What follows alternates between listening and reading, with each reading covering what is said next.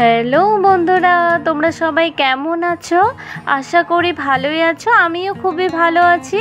এই দেখো বন্ধুরা, একদম টাটকা তাজা লোকাল কলমি শাক। এই কলমি শাক দিয়েই আজকে তোমাদের রেসিপি বানিয়ে দেখাবো, কলমি শাকের পকোড়া। তোমরা সবাই পুরো ভিডিওটি একদম স্কিপ না করে প্রথম থেকে শেষ পর্যন্ত দেখতে থাকো।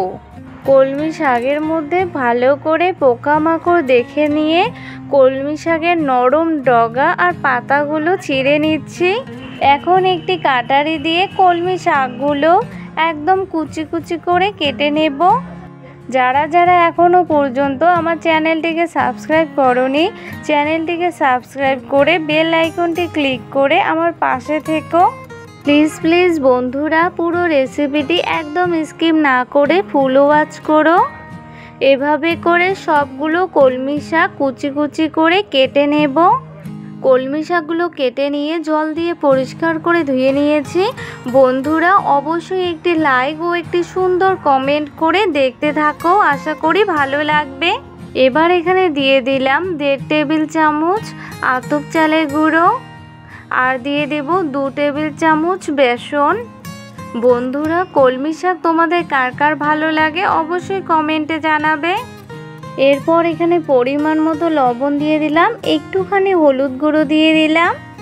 এবার এখানে মাঝারি সাইজের একটা পেঁয়াজ সরু সরু করে কেটে নিয়েছি, 2টো কাঁচা লঙ্কা কুচি করে কেটে নিয়েছি দিয়ে দিলাম। এবার সব কিছু হাত দিয়ে চটকে চটকে খুব ভালো করে মেখে মিশিয়ে নেব।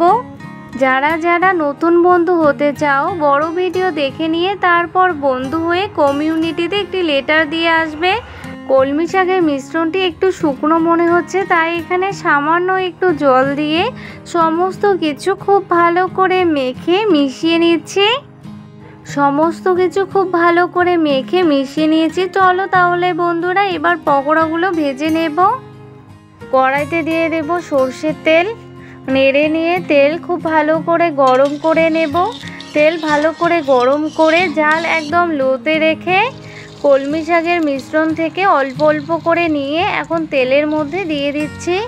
যারা যারা সব সময়ের জন্য আমার রান্নার ভিডিওগুলি ফুল ওয়াচ করো তাদেরকে জানাই অসংখ্য ধন্যবাদ।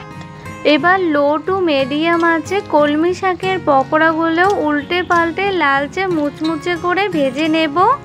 বন্ধুরা তোমাদের কার কার কলমি শাকের পকোড়া খেতে ভালো লাগে অবশ্যই কমেন্টে জানাবে। এই কলমি শাকের পকোড়া আমার তো খুবই ভালো লাগে, আশা করি তোমাদেরও ভালো লাগবে। এভাবে বাড়িতে অবশ্যই একবার ট্রাই করো। কলমি শাকের পকোড়াগুলো লালচে মুচমুচে করে ভেজে নেওয়া হয়ে গেছে, এবার নামিয়ে নেব। এভাবে করে বাকি কলমি শাকের পকোড়াগুলো ভেজে নেব।